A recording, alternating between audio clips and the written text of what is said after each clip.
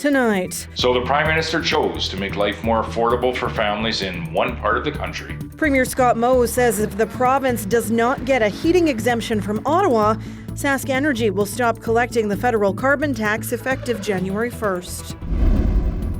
Also, we take you to the northern Saskatchewan community of Pelican Narrows, where people are calling for help amid unrelenting violence. Plus, we stop by a Halloween party that's sure to put a smile on your face.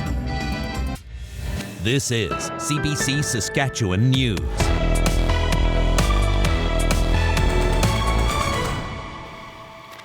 It is Monday, October 30th, and the CBC Saskatchewan News starts right now. Good evening. Premier Scott Moe says a new carbon tax exemption by the federal government is not fair to Saskatchewan.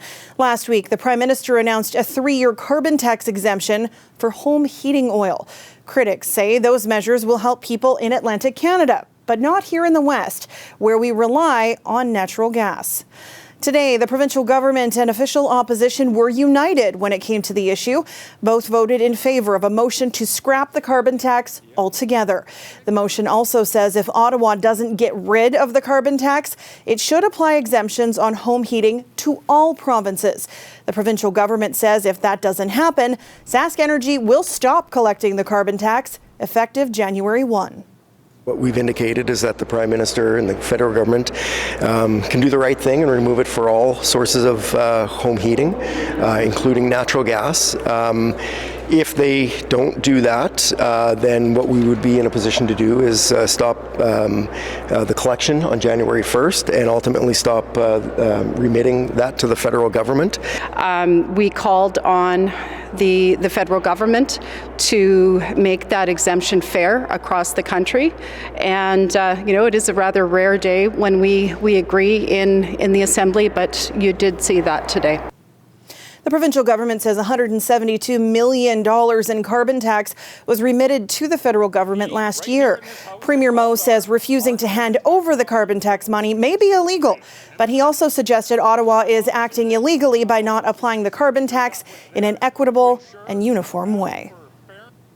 Conservative leader Pierre Poilievre is now calling on the federal government to exempt all forms of home heating from the carbon tax. Kate McKenna has more.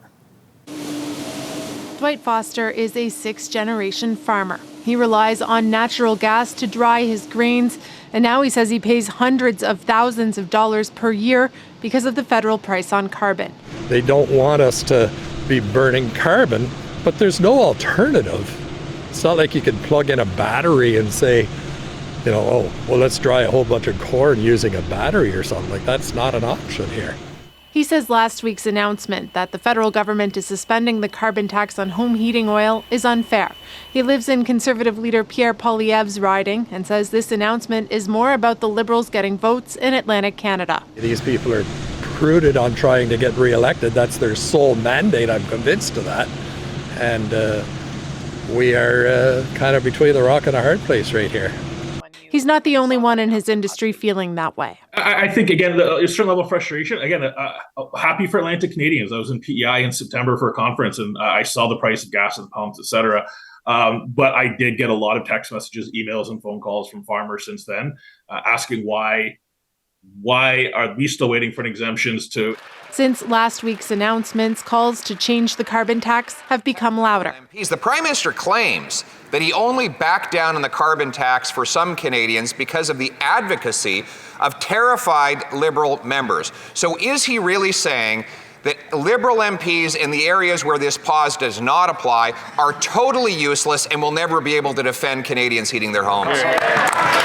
Saskatchewan Premier Scott Moe says his province won't collect the tax until more exemptions are made. As Premier, I cannot accept the federal government giving an affordability break to people in one part of Canada, but not here.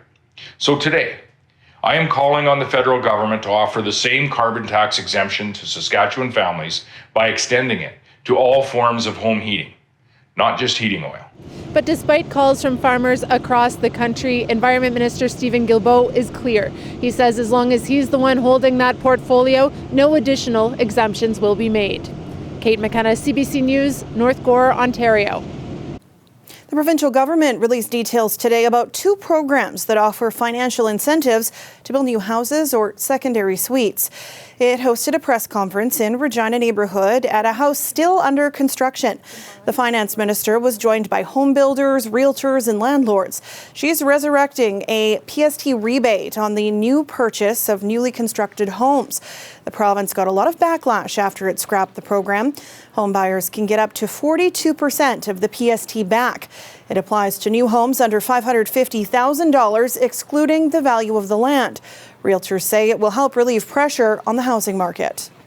In Regina and Saskatoon, the months of market, the quantity of inventory that we have is below 3 months in Regina, and it's below 2 months in Saskatoon. That is significant. That's indicative that the demand is much higher than the inventory. And so we're going to have to start producing more homes. So this is exactly the type of policy that will help address that. The other program is a grant that will cover up to 35% of the cost to build a secondary suite at an owner's primary residence. The grant is capped at $35,000. The suite must have a full bathroom, kitchen, and a separate entrance. It can be built inside the main house, above a garage, or off the laneway. The Landlords Association says secondary suites are win-win. They help homeowners cover the cost of their mortgage and renters find affordable housing. And Regina families who need social housing now have a better chance of getting it. The province unveiled 89 newly renovated units today. The homes were built in the 1950s and needed extensive upgrades. The province received $12.5 million from the National Housing Strategy and the Canada Community Housing Initiative. The minister responsible for social housing acknowledged that demand outstrips supply. Well, there's a wait list. I'm sure there would be a strong interest for these units in this area, and again, having those 2, 3, 4 bedroom units, I think it's pretty safe to say we'll see these full up. There were nearly 700 vacant social housing units in Regina last year, and more than 3,000 province-wide. The Peter Ballantyne Cree Nation has been in a state of emergency since early October. The chief and council are worried about escalating violence in their communities. One that is most affected is Pelican Narrows. Dane Patterson traveled north to hear from the people who live there. Drugs and violence are pervasive in Pelican Narrows, a reserve in Saskatchewan's north with about 2,200 people. Statistics show that Saskatchewan's rural north has one of the worst crime rates of any region in Canada. It was very so scary for me. Miss Elder there worries about her family. Sometimes I can't sleep when my daughter is out there doing whatever, or my son. Peter Ballantyne, Chief and Council, declared a state of emergency last week. It came after a 17-year-old was killed and 2 people arrested for murder. However, a state of emergency has been in effect in Pelican Narrows for nearly a year. People are ordered home by the sound of a siren every night at 10 o'clock. And then later those nights, they often hear gunshots. We have our agencies here. The chief is among those blaming drugs and gang activity. The main thing is the community safety, not feeling safe in the community where they've grown up, where they lived, where they have their families. People voiced their concerns during a public meeting last week. The faces of those who are missing or murdered were represented on the gymnasium wall. Some of them are related to me that had passed on because of violence, stabbing, murders. Residents called for detox and wellness programs for substance users and for better police response. Pelican Narrows plans to revitalize a community policing program to support the RCMP in reducing crime. A form of it was first introduced in 2018, and with local residents, people like Horace Rat helping to patrol the streets, crime plummeted. There's definitely benefits to having your own community members as well, as far as especially de-escalating, if you can talk to them in your first language, in the Cree here, so that definitely would be beneficial. But funding stopped and crime returned. Local leaders are in the middle of making a business plan for more funding to bring back the policing program. But already a problem. People aren't signing up. The chief says she believes they're intimidated. We can't do this anymore. We need to work together. Dane Patterson, CBC News, Pelican Narrows. Saskatoon police say they've made an arrest in a fatal stabbing that happened 2 years ago. The 26-year-old woman is now charged with first-degree murder. It's alleged she killed Sabrina Clark in February of 2021. The suspect was arrested in British Columbia. Clark was killed in her home on the 700 block of 33rd Street West. The 29-year-old left behind 2 young children. Saskatchewan may soon lead Canada in firefighter cancer coverage. The province announced last week that it plans to table a bill that will expand the number of cancers covered by workers' compensation. As Nicholas Frew tells us, firefighters are thrilled. Tyler Packham, a firefighter in Regina, recently had a thyroid cancer scare. If the mass was cancerous, he wouldn't have been covered in Saskatchewan. So he was here, in the gallery for this announcement in last week's throne speech. This fall, my government will amend the Workers' Compensation Act to expand the list of cancers in the presumptive coverage for firefighters. At the moment, Saskatchewan's Workers' Compensation Board covers 16 types of cancers for firefighters. But the government's bill would increase that to 22 cancers, the most in Canada. The list includes thyroid cancer, and while Packham was cleared of it, this legislation is a relief. It just seems like it's something that needed to happen a long time ago, but the fact that it happened now is just as special. And to sit there and to know that they came up with 6 cancers instead of just perhaps thyroid and pancreatic, it's great. And then to be actually leading the country right now in regards to firefighter health, it's enormous for us, and thank the government for that. CBC News previously reported on firefighters' risk of cancer and the push in Saskatchewan and in Parliament for better prevention, education, and workers' compensation coverage. The World Health Organization's cancer agency declared firefighting a carcinogen last year. Cancer is the leading cause of death for firefighters, but workers' compensation coverage varies across Canada. I'm very happy that the government is taking the initiative and making sure that not only the career departments, but all the firefighters, like we've got over 4,000 firefighters in the province, that they're looking after us. In a statement to CBC News, Labour Relations and Workplace Safety Minister Don McMorris described firefighters as heroes in Saskatchewan. He says greater cancer coverage is a way to help and repay firefighters for their service. Nicholas Frew, CBC News, Regina.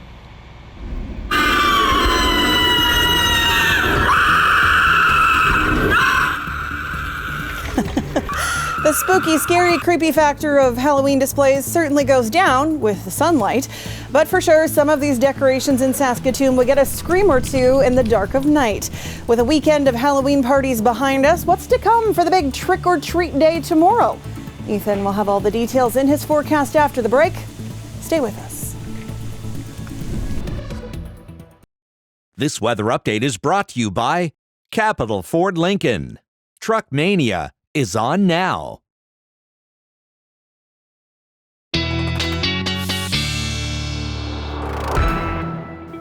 Welcome back. Our weather specialist, Ethan Williams, joins me now. I was pleasantly surprised by the sunshine this morning and then smacked in the face with the wind. Yeah, if you got any Halloween decorations out, they might have blown across the lawn today with those strong winds, but things have started to die down. Earlier today in Regina, we reported gusts over 70 kilometers an hour. About an hour ago, they were still in the 50 to 60 range, now starting to die off. Places like Weyburn, Estevan, Moosomin, still a little bit breezy right now, but definitely as you go westward, those winds have been calming a bit. But even with a little bit of wind, it's cold with the wind chill feeling into the mid to even getting into the upper minus teens right now.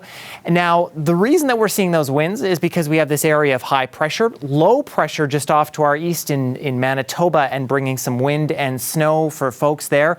And those systems kind of fighting each other a little bit. But high pressure did manage to take hold today, and that means that, yes, it was a nice sunny day through much of the province. Now, that high pressure is going to make things a little chilly tonight in southeastern Saskatchewan as it starts to move out. Lows near minus 20 or into the low minus 20s tonight. With the wind chill, that will feel like minus 30. So you don't have to just be worried about plugging in the car, but if you're going out, make sure you're covering up any exposed skin, because frostbite definitely a risk tonight. But things quickly warming up tomorrow. Western sections of the province, including Saskatoon, we may actually get above the freezing mark for Halloween. So that area of high pressure begins to move away, and the warm-up comes thanks to this blanket of cloud cover that starts moving in, and some snow as well moving through northern Saskatchewan as we head through the overnight hours. Maybe some light snow or stray flurries in south and central tomorrow before the noon hour. That includes Regina and Saskatoon. For trick-or-treaters tomorrow evening, a little bit of clearing in the far south, but most of us still seeing cloud cover, and that remains the case, and a pretty consistent theme, unfortunately, through the rest of the week through south and central. A bit of thinning of cloud in northern Saskatchewan. That system moving through overnight tonight, probably only bringing about a centimeter or two to western sections, including Buffalo Narrows and La Loche. The rest of us pretty much unscathed from any accumulating snowfall. And after the gusts today, looks like things are starting to calm down tomorrow, especially as we head into the evening hours. Might pick up a little bit as we head into Wednesday, but that'll be mostly northern Saskatchewan seeing the winds, and of course northern Manitoba getting quite gusty too. Now for Halloween tomorrow in Regina, we're looking for a daytime high of -1, so things warming up very quickly.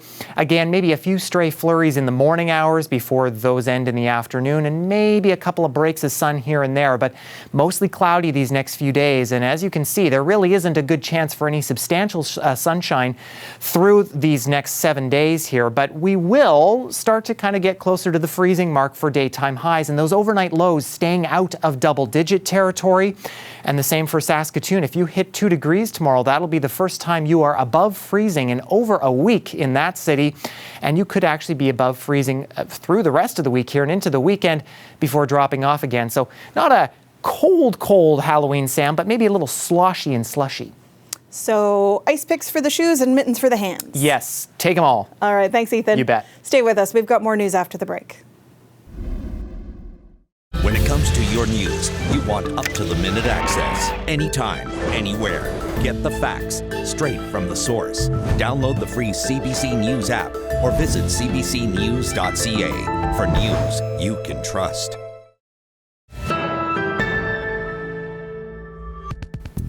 Welcome back. More than 100 people gathered in front of the Legislative Assembly yesterday to show solidarity with Israel.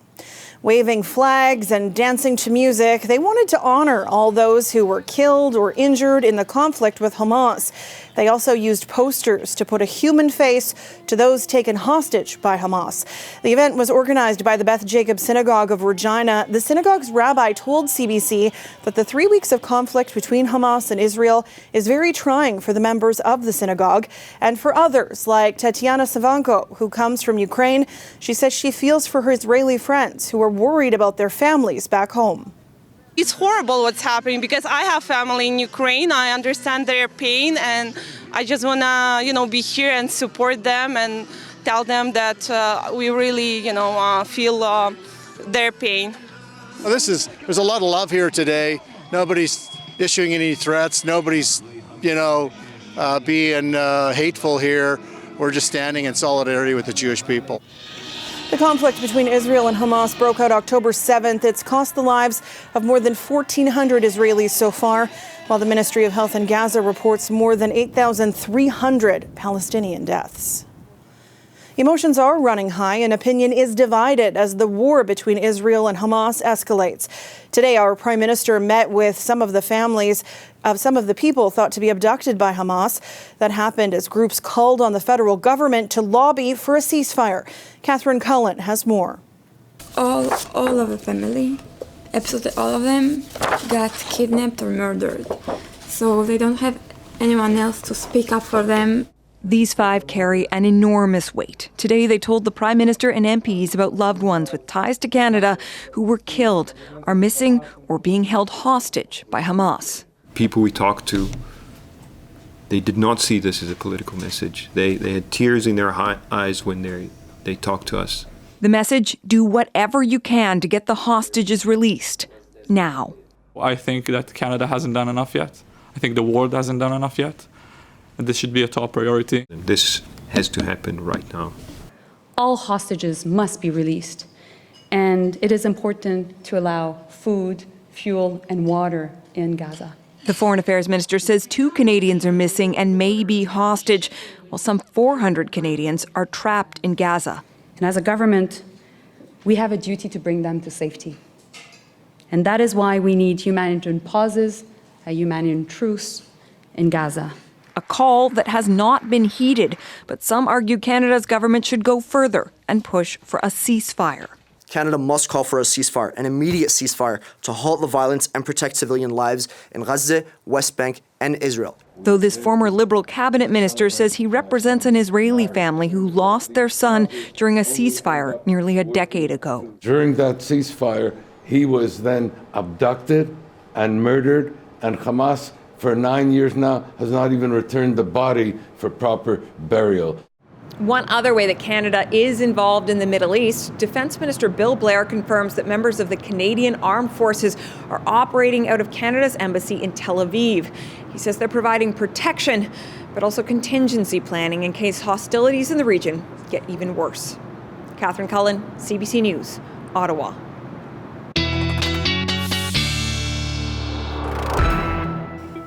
There is a lot of heavy stuff going on in the world, but Halloween is an opportunity to be silly. And Ethan's back with one last look at your weather. Well, it'll be a little scary, I think, over tonight for our forecast, Sam. In Regina, especially dropping down into the mid-teens. Tomorrow by 8 a.m., though, -10, wind chill of -18. But look how quickly we jump up to -3 by the noon hour. Clouds sticking around, though, but a few treats in this forecast for Regina. -2 by the time trick-or-treaters are out at 7 o'clock tomorrow. The wind's pretty light and maybe some breaks in the cloud as well. Saskatoon, you'll be cloudy tomorrow, but look how much warmer you are. -6 tomorrow morning. And by the noon hour, maybe at the freezing mark and seeing some clearing conditions as well. I think things will still be mostly cloudy, though. And then by the time you hit tomorrow night, pretty much the same forecast as Regina, -2. So more tricks or more treats, I think, than tricks in this forecast, Sam. Okay, thanks, Ethan. You bet. And you know, Halloween is not just for kids. The young at heart enjoy it too. And we found plenty of Halloween lovers at the Regina Senior Citizen Centre. Laura Sharpaletti took a spin on the dance floor and a trip down memory lane. I'm a butterfly. You're a butterfly? Why do you yes. spin, Celeste?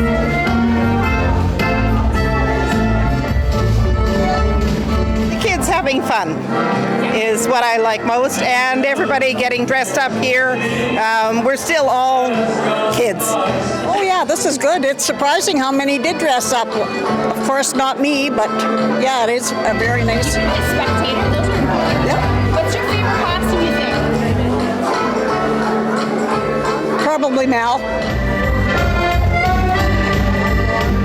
It's just so exciting. Yeah. Everyone's happy and excited. Yeah, and everybody's happy.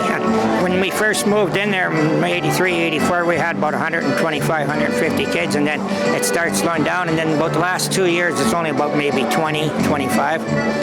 Why do you think that is? Because I noticed it's not just COVID. It was starting to happen before COVID, less kids. Why do you think that is? Well, I think it's because a lot of people go into the malls now.